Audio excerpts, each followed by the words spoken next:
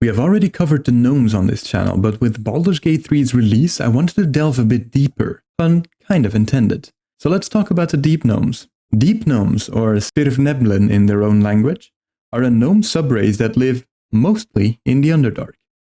The Svirfneblin are known for their cautious and suspicious nature, as opposed to their surface cousins that are more known for their optimism and cheerfulness.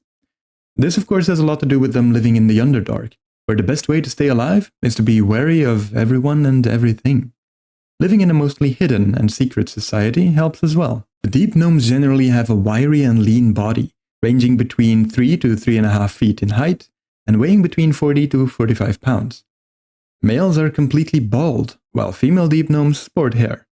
Their complexion is comparable to that of the drow or dweregar, so commonly a darker hue, with most of them having brown or grey skin with dark grey eyes. The hair of the female deep gnome is most commonly grey. Deep gnomes generally don't live as long as their surface cousins, with a life expectancy of just under 2 centuries. Now, on top of being a highly suspicious people, the deep gnomes are also very cynical and expect nothing more from life than what is given to them.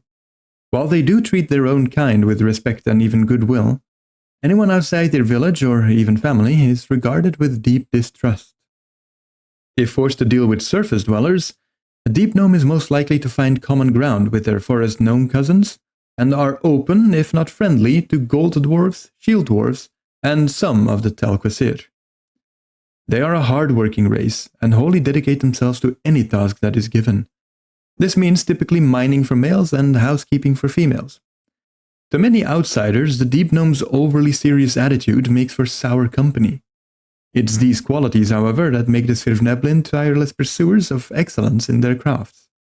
Their serious and often sour nature fades only when admiring the gems, which fascinate them so much, especially rubies. One trait that they do have in common with their above-ground cousins is curiosity.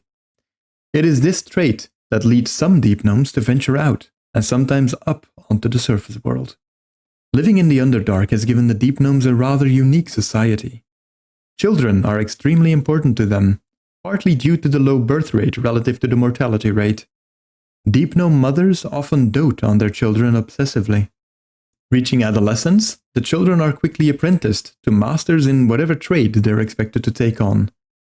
Adulthood, on the other hand, is less defined among them, and usually just commonly agreed upon as the time when the deep gnome starts working full-time. Most males work as miners or lapidaries, gem cutters, while females are masters of the home, raising children, keeping the house tidy, gathering food, and preparing meals.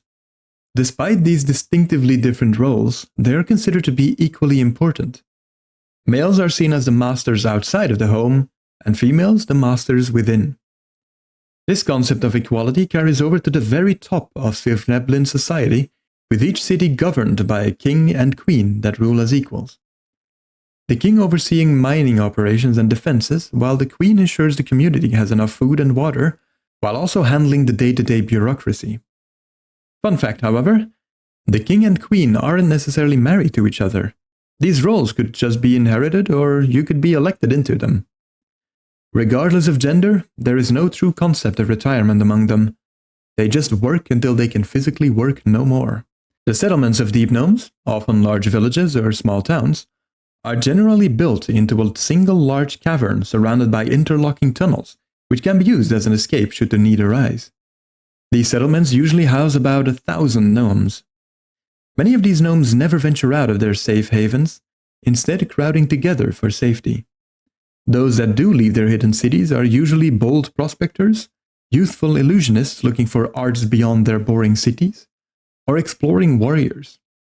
These bold souls have succumbed to their innate curious nature, overcoming their hard-bred cautiousness and shyness.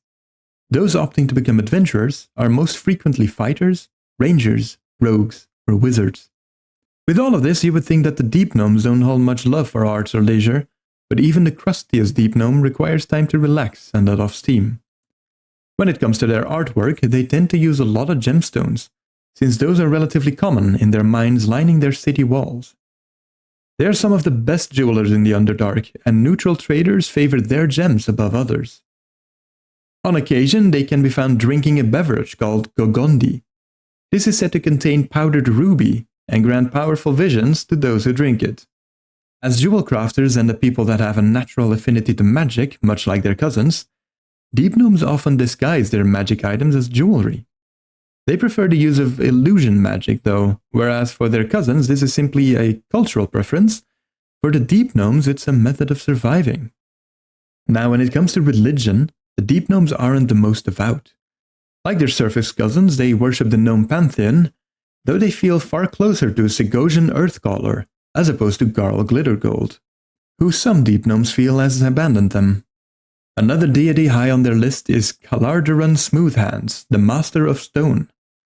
According to myths, it is Kalardaran who taught the deep gnomes how to summon earth elementals, and his holy symbol, a six-pointed star, can be found in much of their art. Clerics and other religious figures serve the role of guardians of the public morale and keeping spirits up in spite of hardships. To a deep gnome, the concept of day and night is incredibly foreign.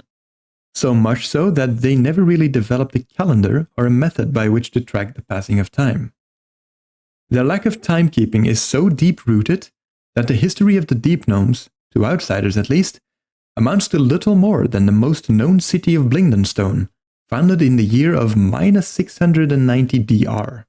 I hope you enjoyed this video on the Sphere of Neblin. If you did, don't forget to boop that like button and subscribe if you haven't yet. As always, happy adventuring my friends, and until next time.